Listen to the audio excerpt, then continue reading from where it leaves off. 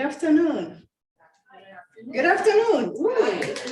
I'm so glad you're here. My name is Mildred Barria, and it's always a joy to see you, to have people in the bookstore along with the poets, because there's so much going on in Asheville. And also this happens to be the Asheville Festival weekend. So you can imagine what's going on, but you chose to be here, and we are grateful for that. I'm going to introduce the three poets. We originally had four because we've been scheduling 4 poets since May, and it used to be 3, as Patricia mentioned, but one of the readers had an emergency and won't be able to join us. But we have Cantley Ackerman, and we have Jenny Bates, and we have Thomas Alan Holmes going to read. So I'm just going to read their bio, introduce them all at once, because once they start reading, I like to sit quietly and enjoy the reading instead of continuing to come up and introduce them. So the first reader is going to be Cantley Ackerman, who is the author of Repeat After Me.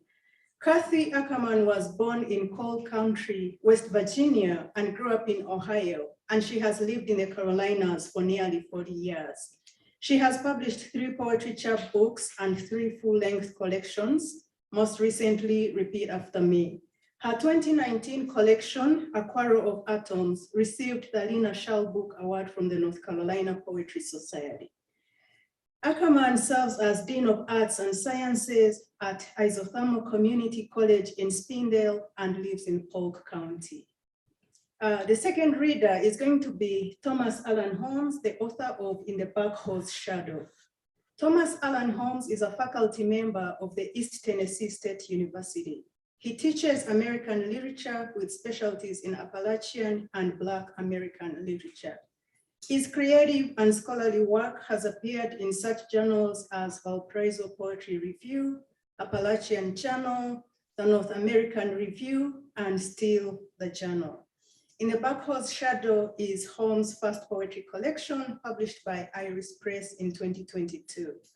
And our third reader is going to be Jenny Bates, author of Where the Deer Sleep. Jenny Bates is a member of Winston-Salem Writers and also NC Poetry Society and NC Writers Network. Where the Deer Sleep is Bates' third book with Hermit Feathers Press, following Sleep, which came out in 2020, and Visitations in 2019. Jenny is published in numerous journals, including Pinesong, Flying South, Wild Goose Poetry Review, and Old Mountain Press. Born and raised in Michigan, she now resides in the foothills of North Carolina.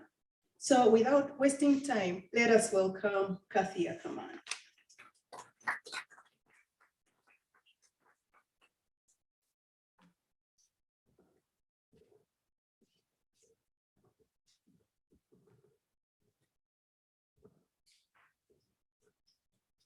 Hi, thank you. Thank you all for coming. Thank you, Mildred, Malaprops.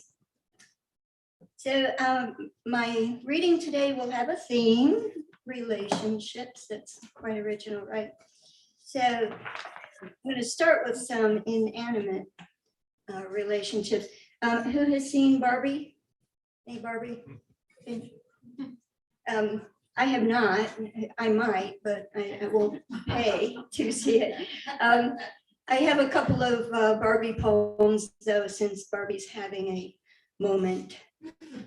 And this first one started as a prompt poem.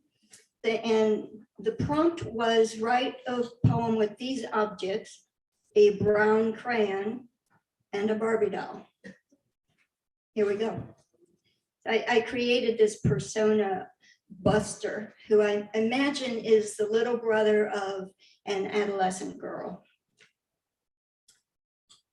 Buster and Barbie, he figures out how to love her. Her torso is so hard, he leaves no impression when he squeezes her. He tries to write his name on her like a tattoo in a secret place, but his pencil slips from her fleshless hips. So he makes her torso the trunk of a tree with his brown crayon. Over and over, back and forth, he builds up waxy layers of bark, then uses his pencil to carve his initials just below where her navel might be. And then Buster puzzles over proportions in the days before the internet. His Matchbox cars are so small, he can't fit even one of Barbie's feet inside, though the windows are wide open. It would take more cars and trucks and tiny ambulances than he possesses to fill the coffin side of Barbie's case, or the back seat of her plastic pink Corvette made just for her, and Ken and Skipper and Midge, he guesses. What kind of name is Midge? He looks it up in the encyclopedia, learns it's a bug, a tiny two-winged fly, or a tiny person. He imagines Midge is small as Jerry, small enough to fit inside Tom's fist. Maybe Midge will fit into his 1-ton Trojan van, the biggest car he has, and his favorite, because it's red. He could fix it up for her. So he writes Midge on his sister's Christmas list for Santa. Barbie needs a little friend, he says.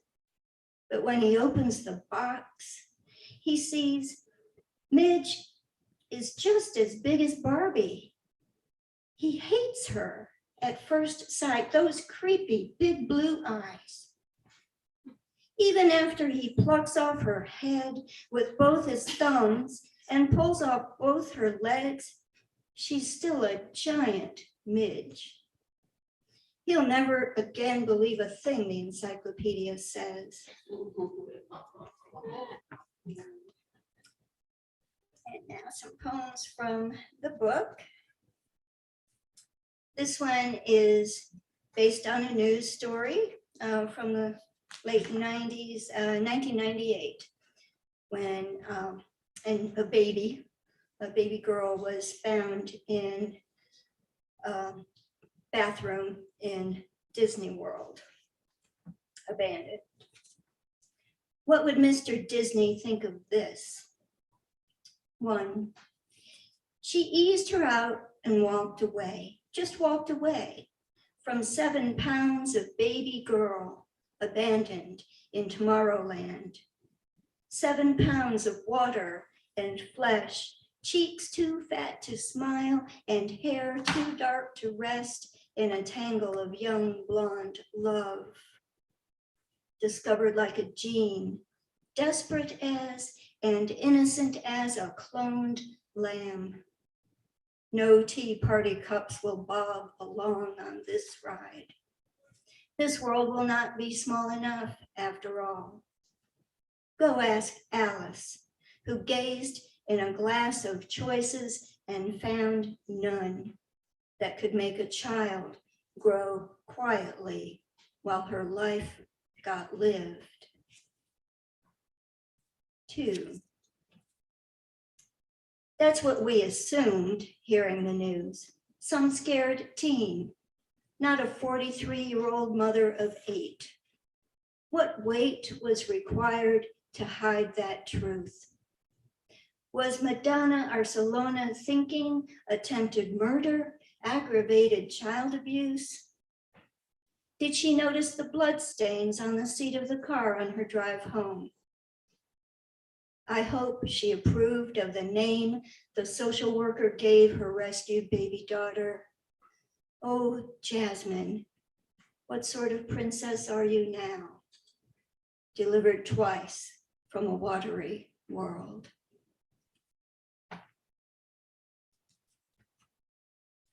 Continuing with the Madonna theme,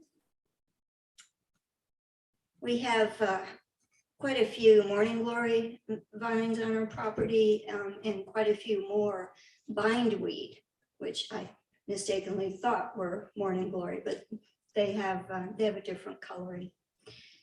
One of my closest friends in high school was named Glory, and she showed up in my freshman year of college to tell me that she was pregnant.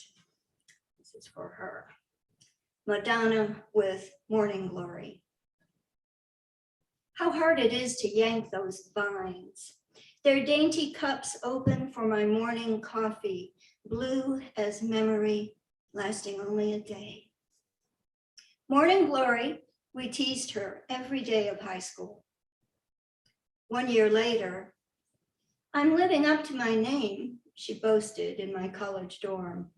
I'm still a virgin, technically, like a miracle. I wanted to ask her if God had smeared her belly with life, hovered too close in the morning, maybe entered her tub for a bath, aroused.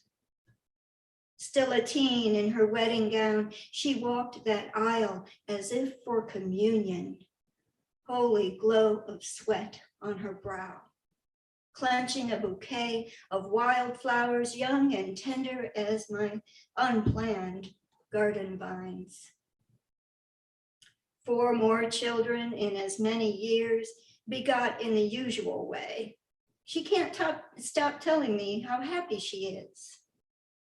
But her marriage is a momentary bloom, a white chalice stained with red from the sacramental cup. Not morning glory at all, but bindweed, a trick. Night after night, Glory dreams she's buried alive. Night after night, she digs herself out with fingernail shovels, baby spoons.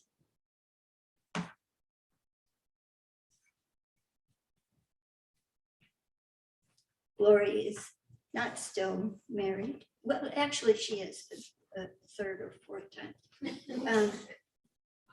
Yeah, she's not watching, I'm sure.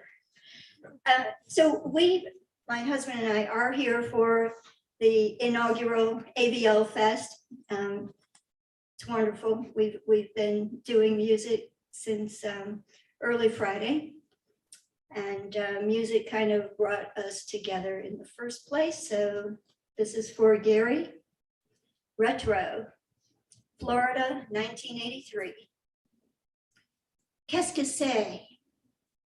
It was love at first, psycho killer. His innocent eyes, I swore, were blue in the light of our repurposed disco. ABC Super Lounge, Pinellas Park, his very first night in the state. Byrne and Bowie and Shimmering Ball, Ramones, Lauper, Devo, we were B-52s scorching the alternative sky. The music changed, but we still dance. 36 years and counting socks and miles and wrinkles and spots. Morning and night kisses still. Still he rises from the sofa when I return from work. When I sleep later, the coffee already made for me.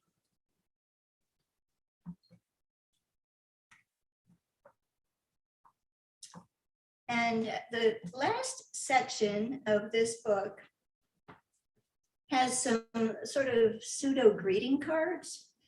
I have a really hard time buying greeting cards because they don't say what I really want to say. And so I've started to make my own. For your new home.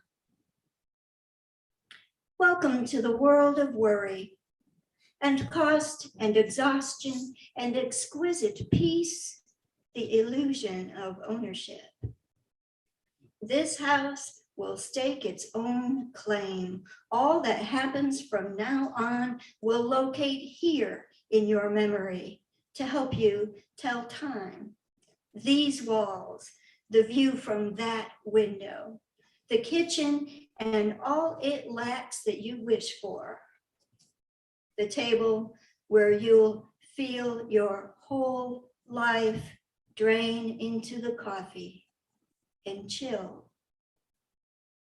You'll do your best thinking in that shiny new shower, weeping freely, hidden and mute.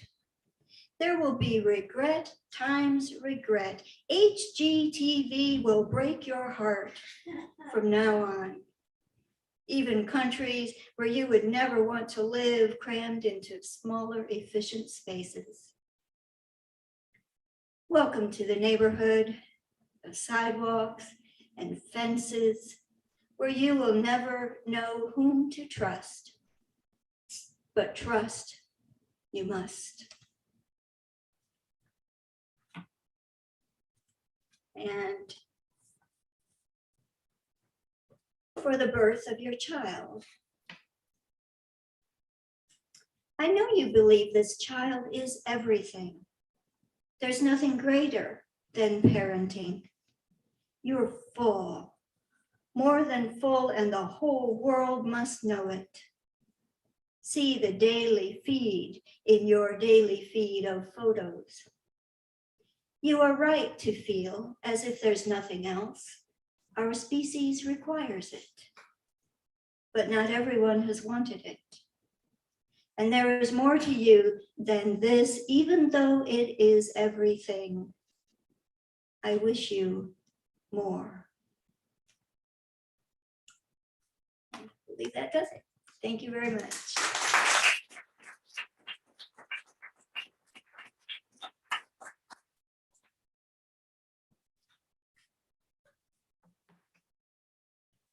Hello, everyone. My name's Thomas Allen Holmes. My wife and I came over here from Johnson City this afternoon. I think I'm gonna have to raise it just a little bit more. Okay, eating the mic, here we are. Okay. I'm going to read a poem titled Jones Valley, which explains the title of this collection, In the Backhoe's Shadow.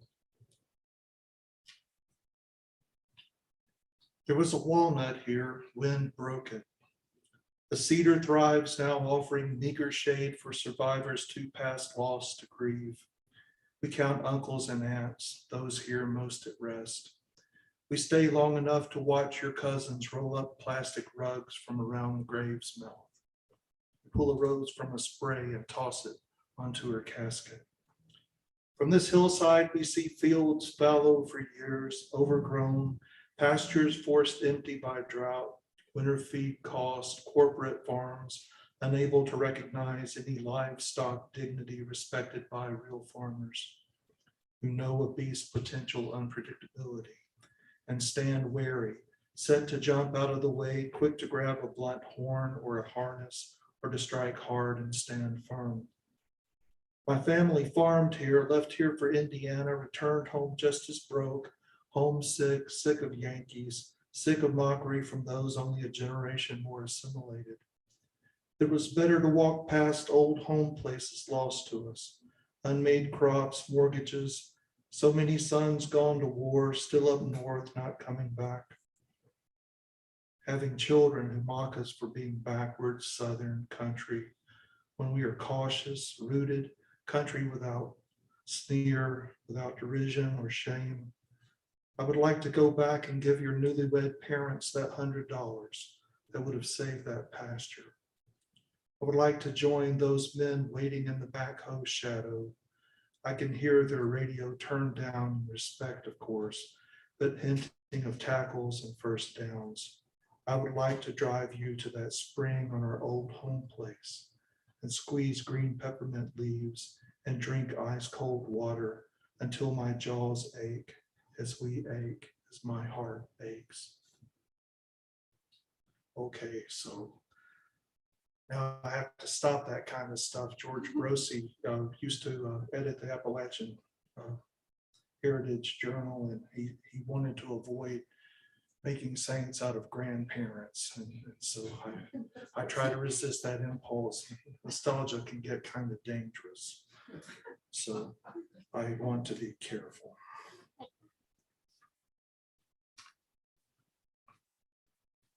Secret Star.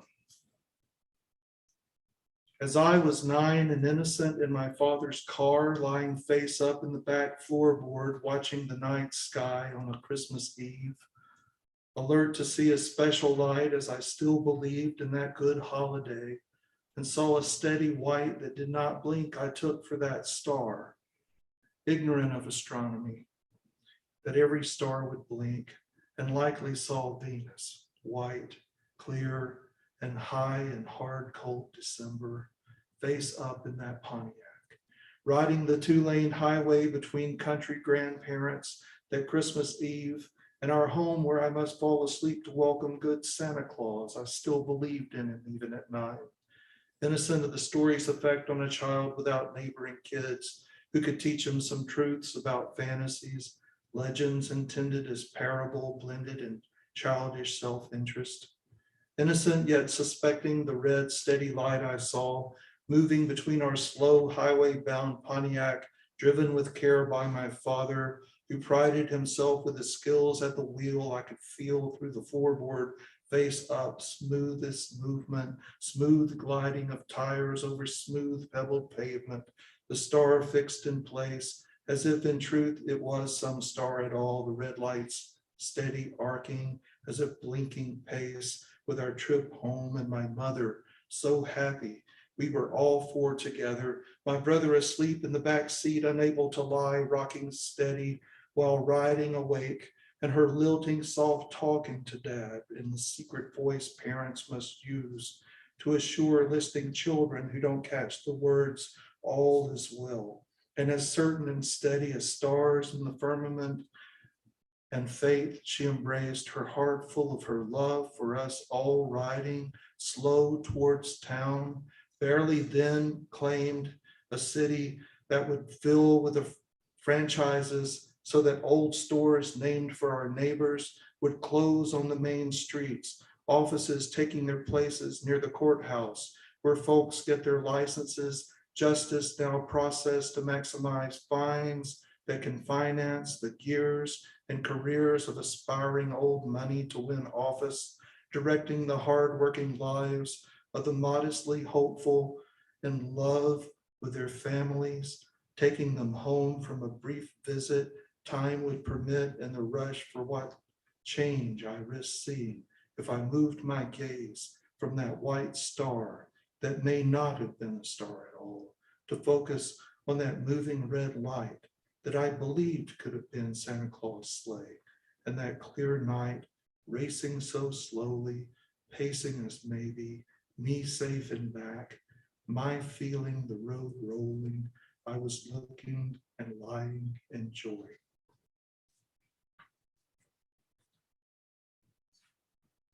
I teach literature and composition. I never let students write sentences that long. Just give us some punctuation, let us catch a breath, be kind to us. I have a section in this book where I include a colleague named Thomas Crofts. He's a medievalist in my department, and in these poems, surrealistic things occur, and he comments upon them, and I happen to be just going along for the ride, or sometimes accidentally causing trouble. So I will offer one of those in this case. Thomas Crofts and I consider haruspication and routine examinations of middle-aged men. It's a shame the doctor's not here today. Haruspication is the process of divining the future by looking at the entrails of animals. So here we go. Outside the English building near the street, I hold the map to my most recent inner self. The pink and rounded corridor of flesh provided me when I awoke from dark and digital 600 DPI, my name in bold across the top, results of test, the endoscopic plumber's snake they probed down my esophagus to foretell all. My printout prophecy provided me and Thomas Crofts, medievalist, the chance and welcome opportunity to mourn the mystery of life, now map the way an unmanned Google car can plot a town. I told him how the sweat bee sting, a vein on my right hand, felt nothing like the bland green plastic guide they had me bite down on so that the camera probe would never touch my teeth, my swollen, bitten lips, my fog and doubt of what I might have said as I awoke from anesthetic sleep. And yet, he said, far more routine and comic goes the colonoscopy. In through the out, as Led Zeppelin. Find another orifice, another oracle to the same end, to read our guts and tell us times to come. Those times to come. Before us stand in scrubs of rainbow hue to designate the role of each surgeon staff, encircling one who lies beneath an arc of burning white, his abdomen split open to reveal the sum of what has been and what's to come. The surgeon speaks, let's have a poke around. He has a chance at 20 years, but see his gut distended, tears and tissue here, the liver knobbiness. Just close him up. Supine, the patient turns to smile at us. To gesture Blue Cross is okayed our turn. Extended palm of state insured in full. I smirked to mask my gasp of churning guts, reminded of a vivisected frog our fourth grade teacher, Mrs. Freeman, flayed in front of us, its spinal cord in two from her deft ice pick plunge. Her thumb was black from silver nitrate. She had stopped me once when I was wiping off electrolyte from naked wires my partner had plugged in. I guess nobody told you, Thomas said. Why is it men die early? Because we can't. I heard it echo from the science hall. Then I fell hoarse from laughing, flecks of blood sprayed on my wrist, and I took off alive, relieved to have a rank companion free to chide me, send me home to feed my kids, to fall asleep turned on my side, to grasp my sweet one's hip, behind me the machine that forces breath down through me as I sleep. Okay, I'm happy y'all were not very disturbed by that one. Thomas Croft's wife is Molly, and Molly in a red wig plays a fiddle. Molly asked me to take the hanging guitar held suspended from its two-pronged hook, screwed to the wall. The guitar is her brother's, custom made in Vietnam, a body brown as rue, his head and neck completely filigreed with inlaid nacre. Hank is working as a lawyer in Saigon. At first, I closed my eyes and let my searching fingers find the old positions. As in rhythm, I start strumming 1, 4, 5. She never names the tunes she plays. She just calls them old ones. Gaelic melodies through Appalachian ache, discovered by a West Coast woman traveled more than I will ever travel. Do you know some Hank, she asked me. Which old Hank, I think? Your brother, whose guitar I'm courting now, or everybody's Hank? I smile and nod. I wonder which of them she'll draw. I saw the light. Your cheating heart? No, neither one will fit tonight. She settles on a plaintive, I'm so lonesome I could cry. And I'm watching Molly's bow. She never counts. Her timing shifts for feeling. She keeps playing till imagined dancers drop, and neither of us knows the lyrics front to back. They're just familiar, lonesome lines. The other guest forgot the words to. First duet, too blue, October evening. Okay, one last one, mulberries. If you're from East Tennessee, one of your favorite places is the Cumberland Gap, where there's a little coffee house, the Gap Creek Coffee House. And sometimes when we have writers' conferences in the area, we like to goof off there. So if you're ever there, just go and plan to come back. You'll get stuck. Maybe if it were like Brigadoon, that would be nice. You know, just a couple of days it shows up, and then sort of the way I work. This poem's titled Mulberries. I hiked a love trail made of tarmac macadam crust and peered through undergrowth cove shade of converted abandoned locomotive track, taken in a stranger covered by green tent, veiled leaf light. Melissa Helton sat by me at the mulberry-stained iron chairs. Companion. We heard the whisper of the creek clear and without secrets, ankle deep by the coffee house seeming made for empathy. The rounded pebbles on the creek bed smooth as the ball of my writing hand, my ring and little finger curled to press that fleshy cushion as I fidgeted to fill lives, discontent and this comfort. Look at the mulberry, she said, the branches overhanging Gap Creek, as full of berries as the berries were themselves of purple burst, ready for creatures wary of the patrons. What is this protocol of fruit and berry trees that no one harvests, food as ornament, where once the campus where I work was covered with persimmon and crabapple, sharp, tart, but filling, so peripatetic professors, snatching bites, could invite the underclassmen to feed and learn, where these past 3 years I saw the matronly Latina rescue the near windfall peaches from the thwarted tree trapped in a grass strip between a Papa John's and the street, where in the wet overplenty, I could invite the neighbor children to take what they could reach before the apple tree's full branches, where their overburden broke.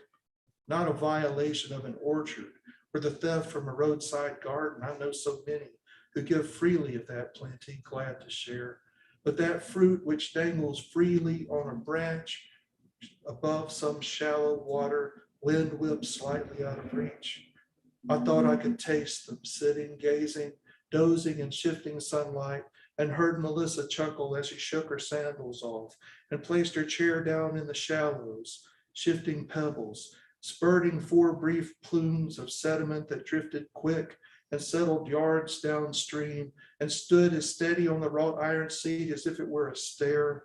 She filled a cup to brimming, eating berries while she picked and picked, her fingers pinching stems, except a single berry slipping, bouncing from chair arm lattice to the crystal water that had come from deep within the woods, that drizzled, dripped, or fell itself before, then sought itself and joined and surfaced, traced a bellied bed and streamed, inviting growth and succor, fresh relief from silence, stillness, dryness, bitter dark, the berry, rolling in the listless current, resting as it lodged against a great slate cleft.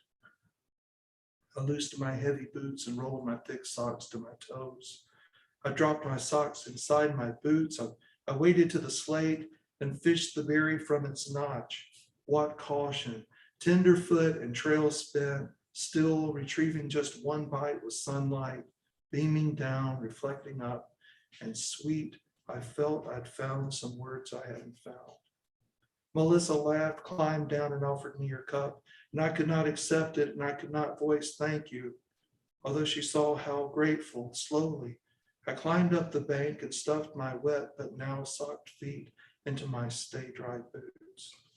A gift is not a thing but love, communion of shared affinity, like song catching some within hearing who cannot help but mouth words, like voice-drawn infants who reflect in their expressions those who speak to them until at last they huff and stop their breaths to what inflection they might master, flat or round, atonal or musical, slightly off key, and out of time like unfamiliar intimacy, unfelt until immersed. Okay. Thank you, Malaprop. Thank you.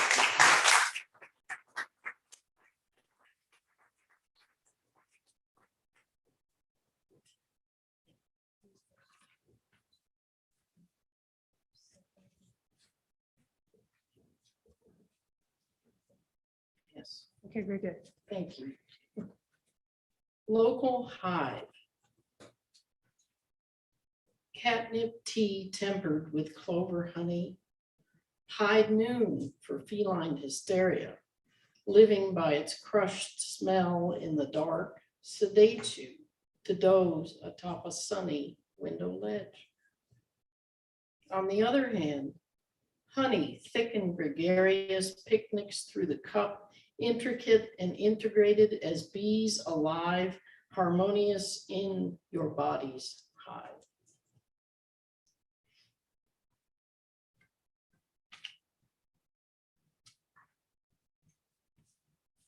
rock the bat. Constant rocking of the universal cradle by limber bones of entangled bats, squeezing through your cracks and hollows, descending on your inner tornado with quiet noise and rose smell, to make you reach into dark corners at the back of your myopic cupboard. Bats aren't blind, they can see the holes you've left behind, nooks and books you hide in until you escape back into your attic, find regress under tight roofing, caulked seams, edges, yellow threads of sulfur funnel fears scramble to remind you outside your screen there is no break in service. Some things are unchangeable, endurance unbroken.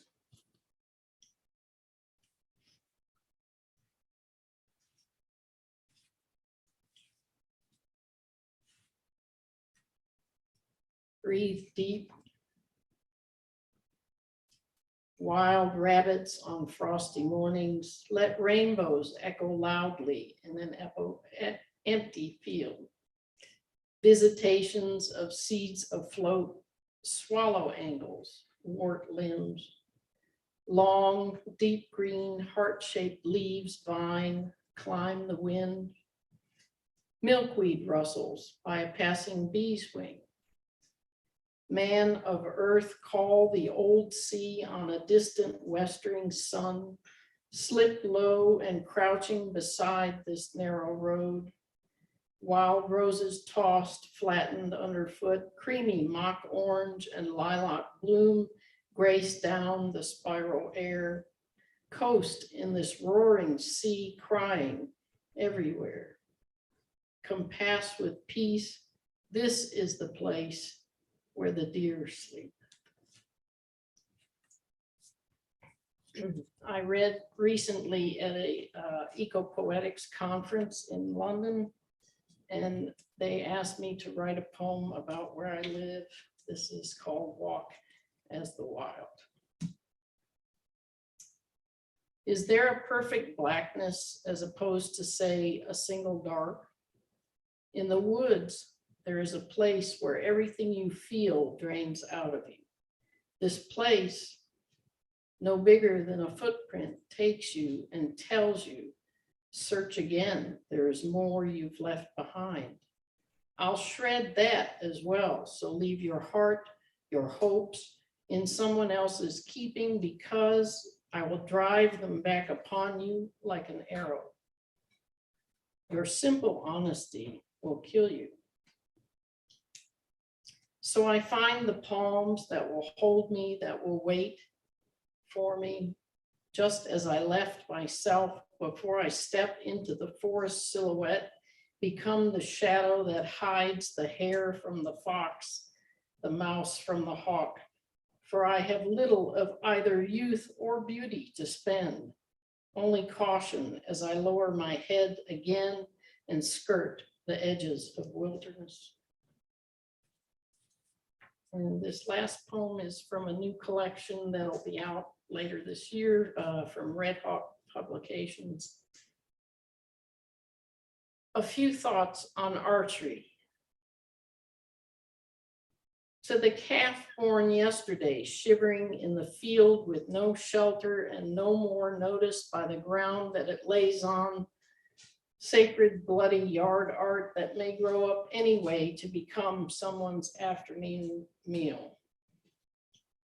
So I'm a bit skeptical today, for what I see is a beautiful stream of calf music, a flowing of life that lives in accordance with itself and its world, not for my altering to interfere.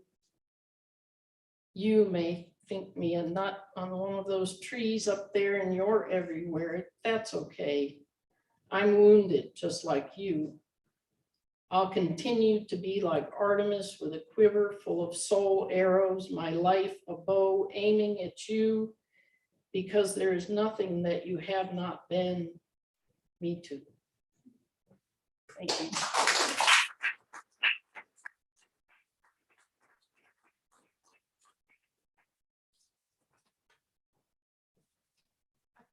that was short and sweet.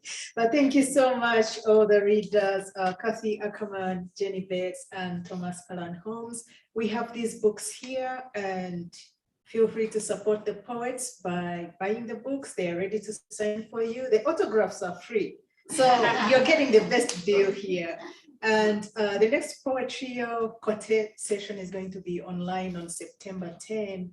The poets we are featuring are not able to come to the store. So again, spare some time at 4:30 and tune in. And it's always good to have an audience. Thank you so much. And now let's interact with the poets. And thank you so much, Malaprop.